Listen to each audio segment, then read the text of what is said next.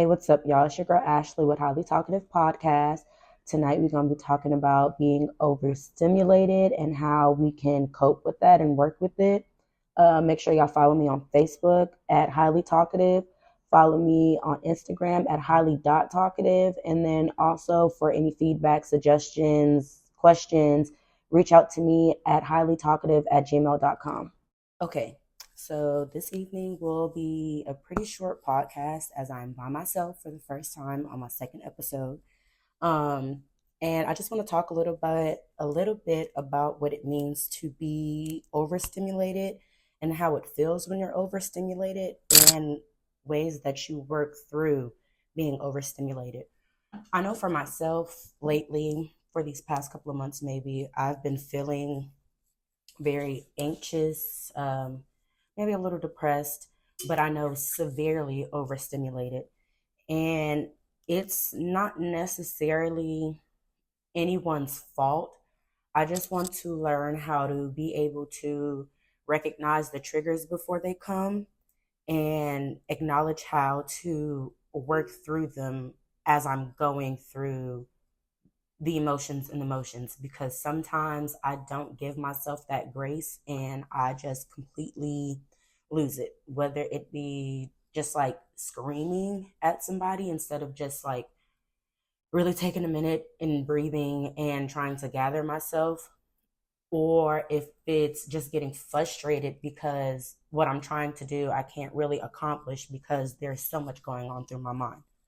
Um, For those of you who don't really know what it means to be overstimulated, it just means like you have a sensory overload. It's like you're trying to do something and somebody's asking you all these questions while you're focused on doing something or you're playing the game, and somebody's asking you to do something constantly, and it's like your brain can't process everything that's going on at the moment. So for me, I don't know about anybody else, but I love the feedback, like I said. But for me, I tend to shut down. Like I don't know what to do. And like I talked to my cousin Jakaya, shout out to you, girl. I talked to her on Saturday because I had a moment where I was at my son's football game. Sorry, I keep accidentally hitting this mic. I was at my son's football game and I'm just being asked of like a lot of things, like all at once. And it wasn't anybody's fault, like I said, but it was just like all at once and I couldn't process everything at one time.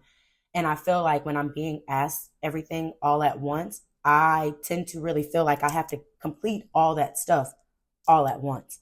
So my mind can't really focus. And then I begin to break down and I begin to shut down because then I feel like as a person or as a mom or as a significant other or anything of that matter, or just a human being, I feel like I'm not doing enough. I'm not doing it right. I'm not doing enough.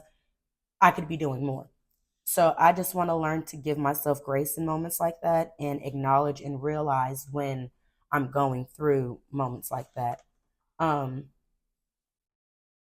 so when I say I want to know my triggers, I know like for me, like I said, when I'm being asked a lot of questions all at once, I want to be able to just say, hey, can you just give me a second to process everything that you're asking me so that I can really focus on each task at hand? But instead, like, I just like, okay, I got it, and brush it off. And then later on, go somewhere, get frustrated, but then at the end of the day, still get the job done. But I also feel like with all of this, a support system is very, very important. A support system or having great resources for you to be able to, or even myself, to be able to work through moments like this. Like I've tried myself taking on journaling, and for me, it's helped a little bit.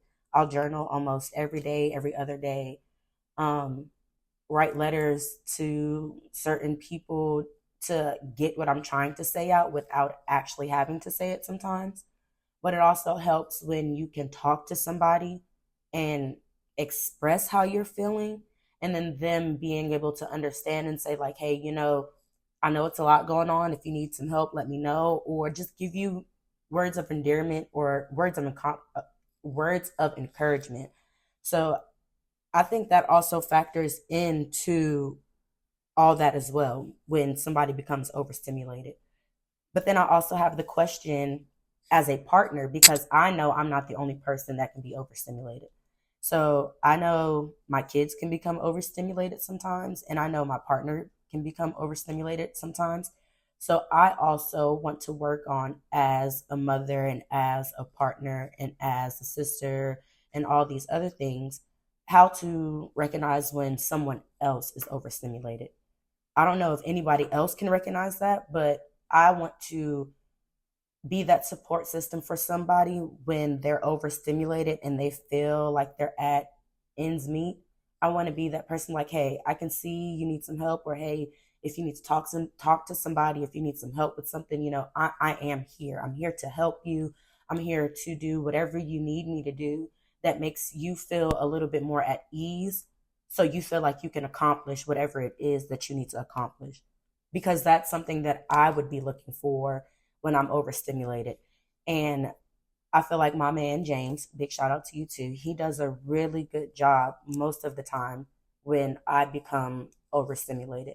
It's like he can see it, he can sense it, he can read me, and he'll just be like, I got the boys, you go have brunch with the girls, or I'll take the boys to the park, you can have the house to yourself, or I'll take them with me to the guys and we'll watch football. Or it's just like the smallest stuff like that, where when I feel overstimulated, he assists me. But then it's also sometimes when, your partner is a part of you being overstimulated. And I also recognize that for myself with him as well. So I want to work on a way that we both can communicate how we're being overstimulated and how we can help one another with overcome being overstimulated. So that's another thing I would like some feedback on, if anybody could. Like, I know there are a lot of people who go through the same thing. So, like I said, I have that email that I mentioned where I would love to hear some feedback to let me know how you guys actually overcome those things with your spouse or your significant other or a family member. Even with kids, because like I said, kids can become overstimulated, and especially if they don't know how to express themselves. So I want to know, as a parent, how do you acknowledge that? How do you help your child work through that, so that your child knows, like, okay, even though I feel like this, I can still come to my parent and let them know how I feel, and we can work through this together. Because I also feel like that's something that helps in general, that'll help your child know how to do that to their child, and their child will know how to do that to their child, and it'll just continue to repeat itself. So I'm very strong on being able to recognize when you're mentally not okay. And not being mentally okay doesn't mean you're necessarily crazy. It just means you need help processing some things, because at this moment you can't, and that is okay. So, like I said, I would love to have that opening where my kids or my spouse or anyone could come to me and just say, hey, Ashley, I've been feeling this way. Is there anything you can do to help me out? Just like I would love, not even love, just like I love the fact that I can go to my cousin and say, hey, like, this is the way I've been feeling. I don't know how to express it right now, but I know this is how I feel. But if I say it out loud, I know it's not going to sound right, and I know I'm going to snap. And she'll come back with some really logical stuff, like, maybe try telling such and such that this is how you feel, and you just need a minute to breathe until you can come back and, talk about it. Because talking about it and communication is key. And especially when it comes to you being overstimulated, because nobody can read anybody's mind. We can definitely read body language, gesture, tone, and everything like that, but we can't read your mind as to why your body language and tone or anything is the way that it is. So I'm going to leave it there, and reach out to me at that email at highlytalkative@gmail.com. And also follow me on Facebook at Highly Talkative, also on Instagram at highly.talkative. And we're going to be putting out more content. So, like I said, feedback is always welcomed and highly appreciated. And you guys have a great night. Take it easy.